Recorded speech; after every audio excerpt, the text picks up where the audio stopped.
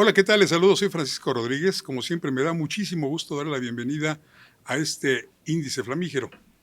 Hoy contamos nuevamente con la presencia de Óscar Elizundia. Óscar Elizundia es un destacado miembro de la clase política mexicana, tiene una trayectoria en la administración pública muy notable, pero también ha ocupado cargos en el servicio exterior. Ha sido cónsul de México en los Estados Unidos. Y lo he invitado precisamente para que platiquemos, él que sabe bien de estos asuntos, para que platiquemos con usted de la situación de México en el ambiente internacional. Tenemos un sinfín de problemas. Estamos ya bronqueados con Naciones Unidas por el asunto de las desapariciones. No tenemos relaciones diplomáticas con dos países hermanos de Latinoamérica. Mantenemos congeladas las relaciones con España, pese a que la señora Sheinbaum fue a una visita muy rara a España este fin de semana. Los problemas se acumulan en el área internacional. Un canciller se va, llega otro que al parecer no tiene las credenciales. El panorama es muy complicado. ¿Usted cómo la ve, don Oscar Elizundia? Muchas gracias, Paco, por la invitación. Siempre es un privilegio estar aquí contigo, con tu público. Gracias. Pues mira, yo pienso que la política exterior es un reflejo de lo que sucede al interior del país. En la ley de la Administración Pública Federal, por orden de prelación, está la Secretaría de Gobernación, inmediatamente después está la Secretaría de Relaciones Exteriores y luego las dos de las Fuerzas Armadas. ¿Qué quiere decir con esto? Que el constituyente le dio una relevancia especial a la relación exterior después de la relación de la gobernación interior. Siempre se ha cuidado mucho y bueno, ha habido destacadísimos embajadores y diplomáticos mexicanos en el exterior que han hecho además una labor excepcional, por ejemplo, como Gilberto Bosques, el embajador que le dio visa de salida a tantísimos españoles y judíos en la época de la persecución en Europa, ¿no? Fue notable su actuación. Y como él te puedo mencionar a García Robles y a muchísimos otros, ¿no? A Jorge Castañeda, padre, muchos otros. Yo tuve la fortuna de servir bajo el mandato de Rosario Green cuando fui cónsul general de México en Miami, eh, en el régimen del presidente Cedillo, pero mucho antes, Paco, en 1983, me tocó la fortuna de ser invitado por mi entonces jefe, don Rodolfo González Guevara, quien fue nombrado embajador de México en España justamente, Así es. por el presidente de la Madrid, y el secretario de Relaciones Exteriores era ni más ni menos que Bernardo Sepúlveda, otro respetabilísimo mexicano, además de genes muy notables, ¿no? Toda la familia Sepúlveda. Entonces yo estoy acostumbrado a ese tipo de diplomacia, a la diplomacia de primerísimo nivel, en donde por sobre todas las cosas se respetaba desde luego la ley, que me parece que es el principio fundamental de cualquier actuación pública. Los servidores públicos estábamos y están obligados a respetar la ley y a no hacer nada que la ley no se los obligue o no les permita específicamente, a diferencia de los particulares, que podemos hacer cualquier cosa que la ley no nos prohíba, ¿no? Dicho esto, Paco, a partir del régimen anterior, de la administración anterior y esta, pues me parece que la política exterior no ha sido otra cosa más que errática, por decirlo de manera más suave, más constructiva posible.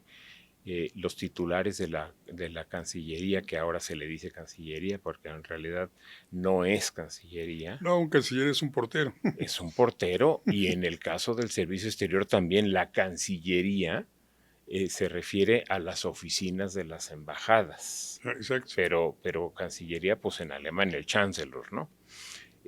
Pero bueno, se nos hace muy rimbombante hablar del canciller o de la Cancillería para darle un estatus especial, que no lo tiene en igualdad de circunstancias ante la ley, ante el resto de los secretarios, salvo el orden de prelación que te acabo de mencionar, que no tiene ningún otro significado, por ejemplo, en sucesión presidencial, solamente lo tendría el secretario de Gobernación, en su caso, pero no tiene otra Claro, relevancia. claro. Entonces, hemos visto, como tú bien lo mencionas, esa política errática, por ejemplo, con Latinoamérica. México se ha distinguido por ser latinoamericanista. El escudo de la UNAM no es otra cosa más que un reflejo de Latinoamérica, ¿no? Y Tenemos siempre, al Benemérito de las Américas, siempre, y la emperatriz de las Américas, ni más ni además, menos, ¿no? además. Siempre nos hemos distinguido y hemos usado la bandera latinoamericanista en nuestra política exterior. Y ahora, pues yo no creo que sea reflejo de eso nuestra postura, y siempre nos hemos dado esa idea de ser, entre comillas, líderes de Latinoamérica, pensando que somos el país más importante de Sí, nos Latinoamérica. creamos el ferrocarril de América Latina Exacto. y lamentablemente hoy, como nos vemos, como nos ven, somos el cabuz, ¿eh? Pues yo también lo creo, Paco, porque además, mira, en términos económicos, Brasil es la economía más importante de Latinoamérica. Y solamente para ponerte un ejemplo, México tiene más comercio con Los Ángeles que con Brasil, por ejemplo. México tiene más comercio con Chicago, con la ciudad de Chicago, que con Bogotá, digo que con Colombia. Entonces, poniendo todo en perspectiva, pues me parece que sí, desde luego tenemos un alma Latinoamérica histórica, pero pues también tenemos más de 3.000 kilómetros de frontera con nuestro vecino del norte, y tenemos un tratado de libre comercio no solamente con Estados Unidos, sino con Canadá, a quienes debemos de darles, me parece, una prioridad, no porque sean mejores o peores que los demás, pero sí tenemos una prioridad con ellos. La economía nacional, a partir de 94, con la firma del primer Tratado de Libre Comercio, no se entendería sin el Tratado de Libre Comercio. El sustento de la economía nacional es el Tratado de Libre Comercio. Y hoy, lamentablemente, no solo desde la Cancillería o desde la Secretaría de Relaciones Exteriores, sino prácticamente toda la administración de la señora Claudia Sheinbaum ha ido empedrando el camino hacia la firma del Tratado de Libre Comercio. Tenemos rocas, no piedras, en la desaparición de los organismos autónomos, en la nueva conformación del Poder Judicial por acordeón, en, bueno, en infinidad de cosas. Bueno, Y Paco, sobre todo, Oscar, en una declaración reiterada constantemente por el señor Donald Trump, que es: a México lo gobiernan los cárteles del narcotráfico. es correcto. Todas estos obstáculos parecían no importar en el Palacio Nacional, porque pues antes que buscar eliminarlos, se ahondan, se profundizan o se agregan, como esta reunión del fin de semana en Barcelona, en donde la señora Sheinbaum fue a una reunión evidentemente anti-Donald Trump. Claro, fue ideológica absolutamente, no tuvo ningún significado. Además, en el programa original no estaba ni siquiera incluida. Cuando ella anuncia con sonrisas nerviosas su partida a Barcelona, no sabía ni el nombre de la reunión. Efectivamente. Eh, y además, bueno, el anuncio de esta reunión está hasta en inglés, ni Sí. siquiera en español, y se desarrolla en Barcelona. Todos los que conocemos la historia de Todavía en España, catalán, ¿no? exacto, todos los que conocemos la relación, la historia de España, también sabemos la escisión permanente que los catalanes pretenden del resto de España. Entonces, pues ahí hay temas muy delicados que justamente en la diplomacia tienen que sopesarse, Paco. Hoy se inicia la segunda ronda de negociaciones Sí, este del lunes. TLC. Llegó el representante comercial de Estados Unidos el día de ayer. Hoy se reúne con la presidente. Y me parece que la visita a Barcelona, por decir también lo menos de la manera más educada posible, fue inoportuna. No nos benefició en nada.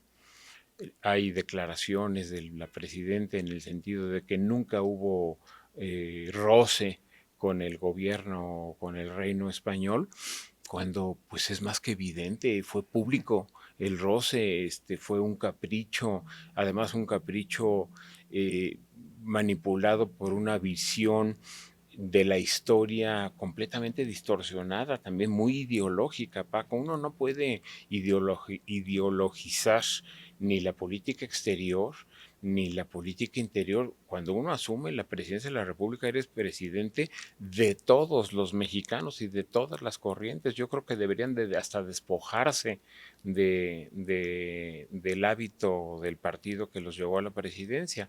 Hoy en la mañanera hace declaraciones la presidenta muy radicales en cuanto a la derecha y a la izquierda, denostando a la derecha. Yo creo que además en el mundo actual, contemporáneo, en todos los países del mundo, pues ya no existe esa geometría de derechas y de izquierdas, Paco. Hay populistas eso, y no hay populistas. eso. Esa es la definición. Lo que domina hoy en la lid pública, pues es el populismo. Lo mismo de un lado, del otro, de un tono que del otro, ¿no? ¿Para qué nos hacemos guajes? Y fíjate que, como bien dice la retórica, los extremos se juntan, porque mucho de la pretendido populismo de izquierda de López Obrador es idéntico, semejante, parecido, similar al populismo de derecha de Donald Trump. Bueno, conservador, Paco. No hablemos, por ejemplo, de los derechos de las minorías con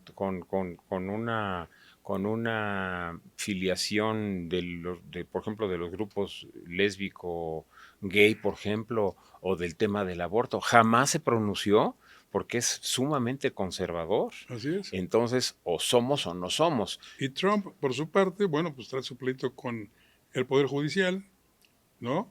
Despide jueces a cada rato, Claro. Trae su pleito con la Reserva Federal porque no cumplen sus instrucciones Claro. de bajar la tasa de interés. Son idénticos, aunque uno se diga de derecha y el otro de izquierda. No, y además el foro de Barcelona, Paco, tenía el nombre de demócrata, ¿no? Cuando en México el partido de la presidente pues no ha hecho otra cosa más que colonizar los otros poderes de la Unión, cuando en una democracia real el equilibrio de los poderes, los pesos y balances son la base fundamental de un Estado que se precie de ser democrático. En su mentalidad sí lo somos. Recuerda, Oscar, que ella dijo que con la elección del Poder Judicial vía acordeón nos habíamos convertido en el país más democrático del mundo. Si me permites, hacemos una pequeña pausa. Por supuesto. Enseguida volvemos, no se vaya.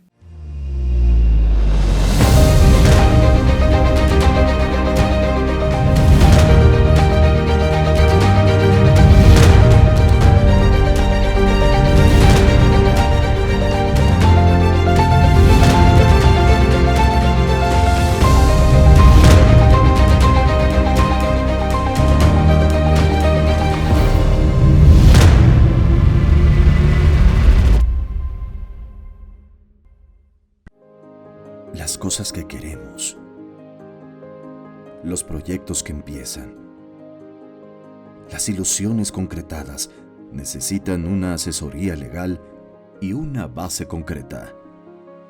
Notaría 64. Respaldamos tus actos legalmente.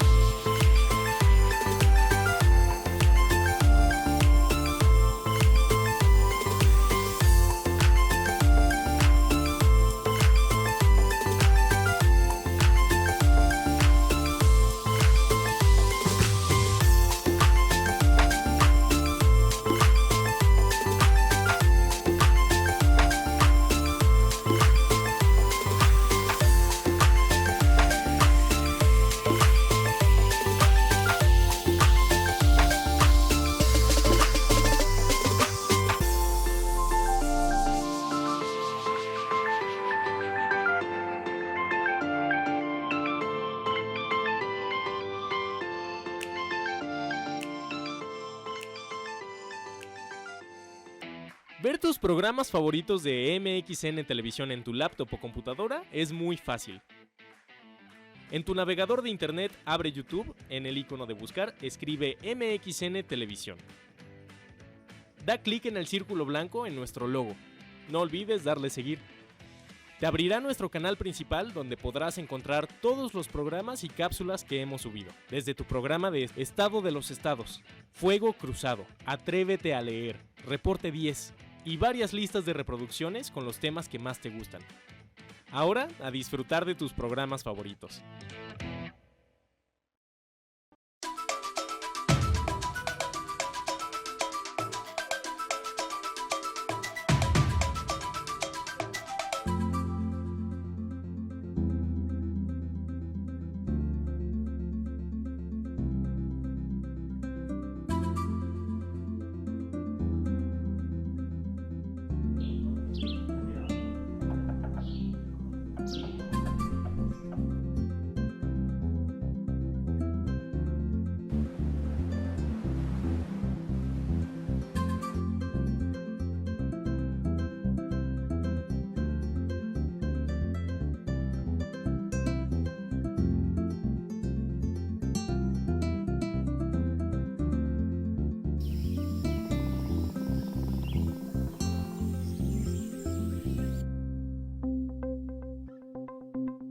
Quintana Roo vive.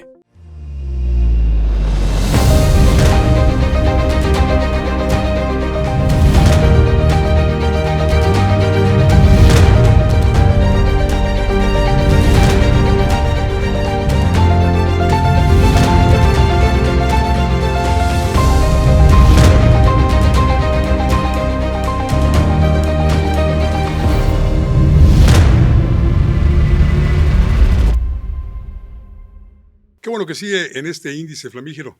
Conversamos con Óscar Elizundia, que tiene, como ya usted sabe, una gran experiencia en la administración pública y también ha incursionado en el servicio exterior mexicano. Óscar, está en México el alto representante de Naciones Unidas para Derechos Humanos, Sir Volker. Viene luego de que se protagonizara en una de las mentiñeras de la señora Sheinbaum un pleito terrible contra Naciones Unidas por el informe que el Comité de Desapariciones hizo sobre la situación lamentabilísima que atraviesa nuestro país en esta materia, en materia de desaparecidos no localizados. Y bueno, la esperanza es de que luego de esto la señora Sheinbaum finalmente y su equipo dejen de manipular cifras y en lugar de hacerlo, pues se pongan a trabajar en la localización de decenas de miles de personas desaparecidas, de decenas de miles de personas que permanecen sin identificar en los servicios forenses de todo el país, en las decenas de miles de personas que seguramente están sepultadas en fosas clandestinas. ¿Cuál será, en tu interpretación, el significado de esta presencia del Alto Comisionado de Naciones Unidas para Derechos Humanos? Si me apuras, Paco, yo creo que el tema de los desaparecidos y de los homicidios dolosos que a diario ocurren en el país es el problema más serio que tiene el país. Humanitariamente hablando, me parece que es el problema más grave que tiene el país. Como tú bien mencionas, hay, por ejemplo, más de 70,000 cuerpos sin identificar en los servicios forenses o en fosas comunes en lo largo del país. Eso me parece como una narrativa de la Segunda Guerra Mundial. ¿Cómo es posible que haya 70,000 cuerpos sin identificar? ¿Dónde están las familias, Paco? Es decir, ¿cómo es posible que los órganos de gobierno, incluido la Presidenta de la República, no se haya reunido con las familiares de los desaparecidos? Me parece que otra vez, en la contradicción en la que se manejan estas personas, ¿cómo es posible que se digan humanistas? ¿Cómo es posible que se digan demócratas cuando no tienen cara para reunirse con los familiares de estos más de 70,000 desaparecidos? Y por el otro lado, se reúnen cotidianamente con los familiares de 23 o 43 desaparecidos de la escuela Isidro Burgos de Ayotzinapa en el estado de Guerrero. Claro, porque eso es ideológico. Entonces eso le conviene al régimen. Pero me parece que es criminal esa distinción entre una cosa y la otra. Ya no digamos, Paco, también de hablar en los martes, cuando se hace la crónica de los muertos y las estadísticas, de que ahora solo se mueren diario 40, 50 personas solo, es decir, 40 seres humanos. Es decir, ¿dónde está la diferencia entre que sean 100 o que sean 40 o 50? Son 40 mexicanos que mueren en homicidios dolosos, Paco, y son 40 familias, 40 madres, 40 hermanos, 40 hermanas, 40 hijas. Es decir, no puede ser que hablemos de solo 40 muertos o 50. Cifras. Sí, claro, pero además me parece de veras... Y además lo hacen con una sonrisa, ¿no? Exacto, con una sonrisa nerviosa además, ¿no? Sí, porque no hay talento, no hay oficio en eso, ¿no? Y porque además no es cierto lo que están diciendo. No, claro que no, porque han maquillado las cifras. Justamente para bajar esa estadística de los muertos, van y han maquillado las cifras de los desaparecidos. Es decir, no hay una estadística real.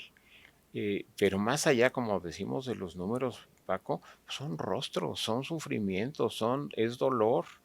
Y esos rostros los vemos en los carteles que pegan los familiares en los muros, sí, claro, cercanos a las instancias de disque procuración de justicia, claro, o cerca de los centros políticos del país, y que inmediatamente los administradores públicos mandan a retirar. Fíjate cómo les digo, administradores públicos, para mí no son gobernantes, porque esto es un desgobierno absoluto. Absoluto.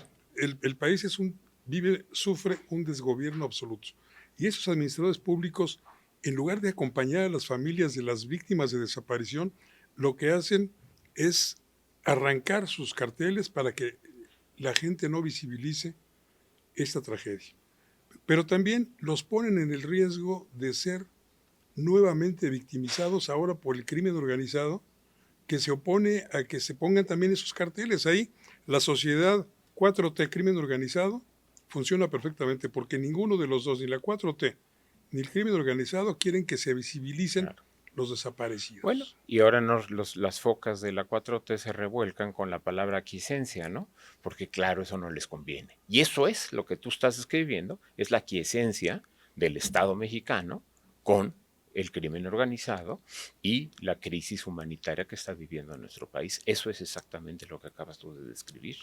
Óscar, la semana pasada el mundo vio asombrado, de verdad asombrado, como un régimen muy parecido a la 4T en Hungría finalmente cayó. 16 años de gobierno de Víctor Orbán, quien llegó al poder en unas elecciones democráticas, prometiendo a sus electores húngaros que acabaría con la corrupción, que crecería el país económicamente más allá del 7%, cuestiones que escuchamos aquí en 2006, en 2012, en 2018, y que fueron, a final de cuentas, una falsedad. Ya lleva 7 años y más, un poquito más, esta administración. No creo que lleguemos a los 16. No, pero esta elección húngara funcionará en México. Híjoles, Paco, es una pregunta muy complicada la que me haces, porque allá sin duda fueron más de 3 lustros del régimen de Orbán. 16 años, sí.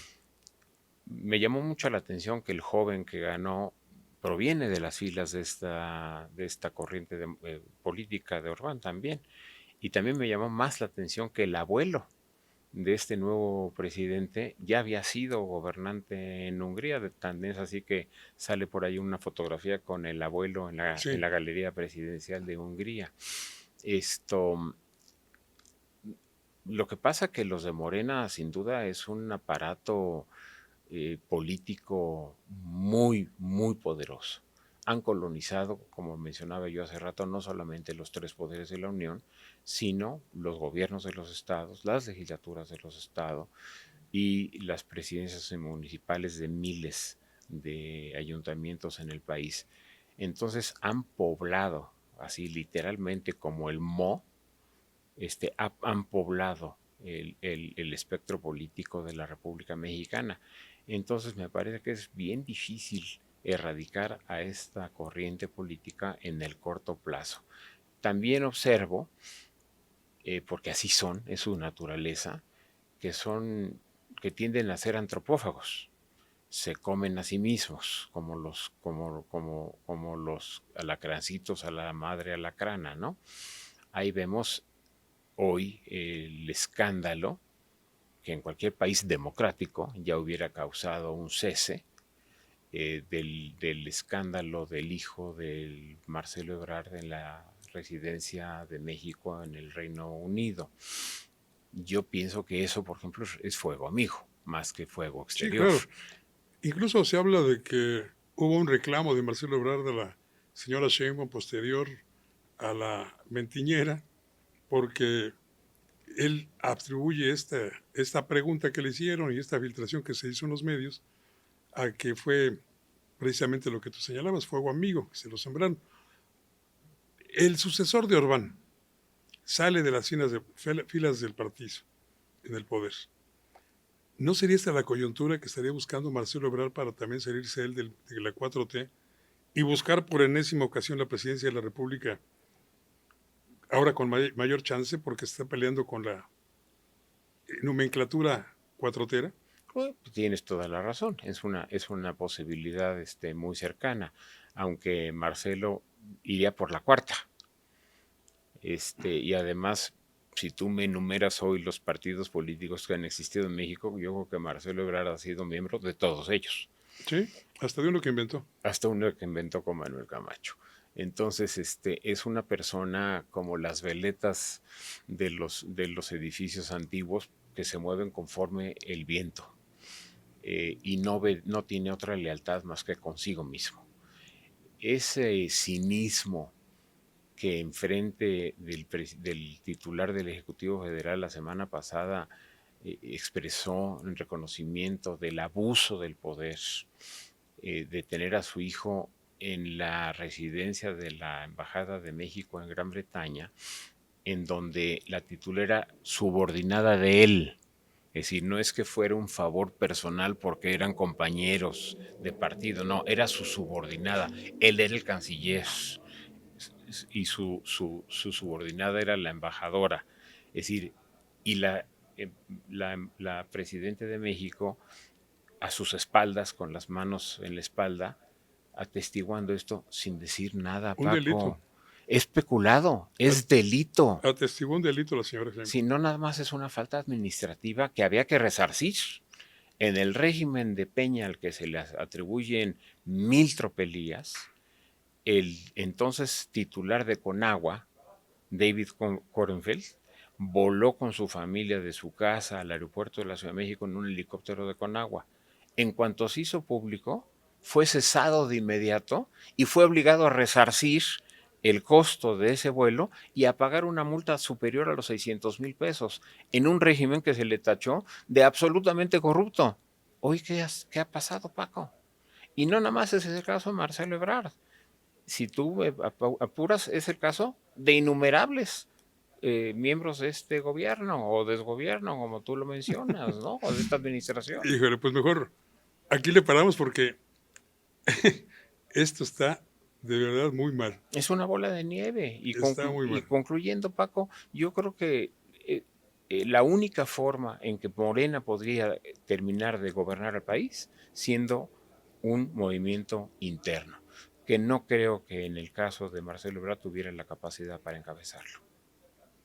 Palabras mayores. Óscar Elizundia, muchísimas gracias por estar aquí. Al contrario, Paco, con todo gusto. Gracias. Y gracias a usted que nos acompañó. Lo invito para que la próxima semana esté aquí con nosotros en MXN Televisión en otro Índice Flamígero. Soy Francisco Rodríguez y como siempre le deseo buenas gracias y muchos días.